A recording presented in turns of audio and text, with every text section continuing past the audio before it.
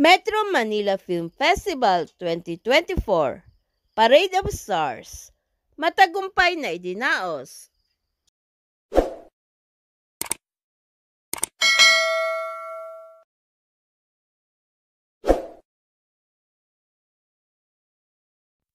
Kahapon, December 21, 2024, nangyari ang inaabangang Parade of Stars ng 2024 Metro Manila Film Festival na idinaos sa lungsod ng Maynila.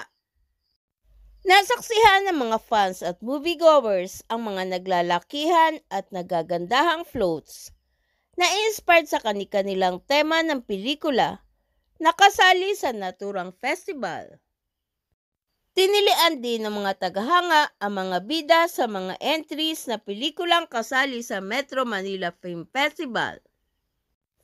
Simula ikadalawa ng hapon, nag-umpisa ang parada ng mga floats, sakay ang mga bidang artista, simula sa kartilya ng Katipunan sa Ermita at natapos sa May Manila Post Office. Ganap na ika-6 ng gabi na sinunda ng isang free concert na tinampukan ng ilang kilalang singers tulad ni Bamboo, Jason D, Clarice D. Guzman at marami pang iba. Ang 2024 Metro Manila Film Festival entries ng mga pelikula ay mapapanood sa mga sinihan simula sa Pasko, December 25, 2024 hanggang January 7, 2025. Ang mga nagagandahang floats ay ang The Kingdom na pinagbibidahan ni Vic Soto at Piolo Pascual. Hold Me Close na pinagbibidahan naman ni Julia Barreto at Carlo Aquino. Uninvited na pinagbibidahan ni Vilma Santos Recto, Aga Mulak at Nadine Lustre. Green Bones na pinagbibidahan ni Dennis Trillo at Ruro Madrid. Isang Himala na pinagbibidahan ni Aisel Santos.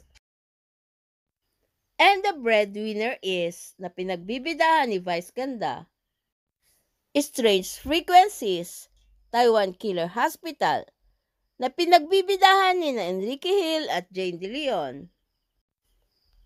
Espantajo na pinagbibidahan ni Judy Ann Santos at Lorna Tolentino. My Future You na pinagbibidahan ni Francine Diaz at Seth Fidelin. Topak na pinagbibidahan ni Arjo Ataide, Julia Montes at Enchong D.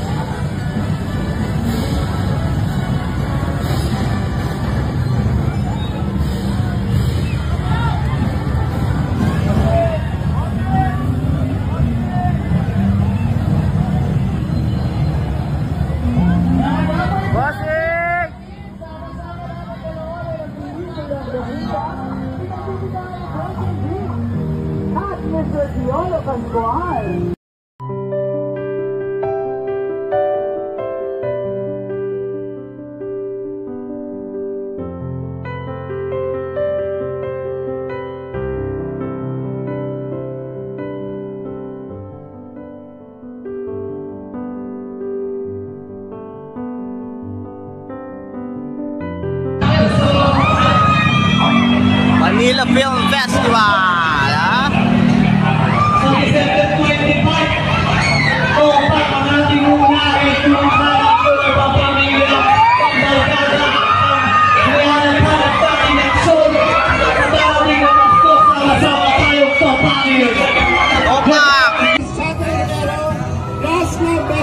Miss Lorna Tolentino at ang prime superstar, Miss Judy Ann Santos! 4 days, salamat po at sabay-sabay tayong manood.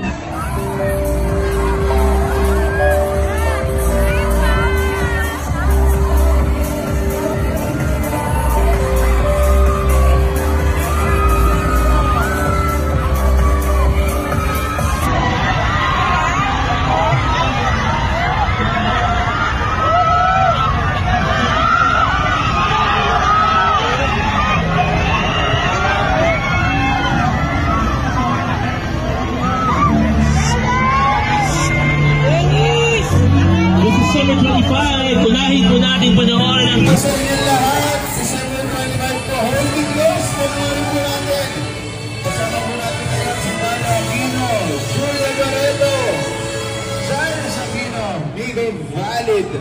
Totally close po. December 25 in cinemas nationwide po. Merry Christmas po na lahat!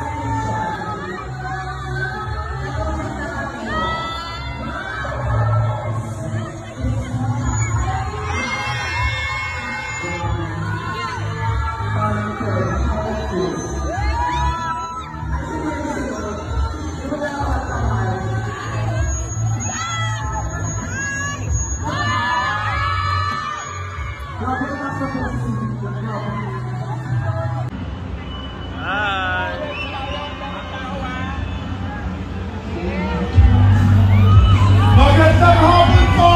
May halika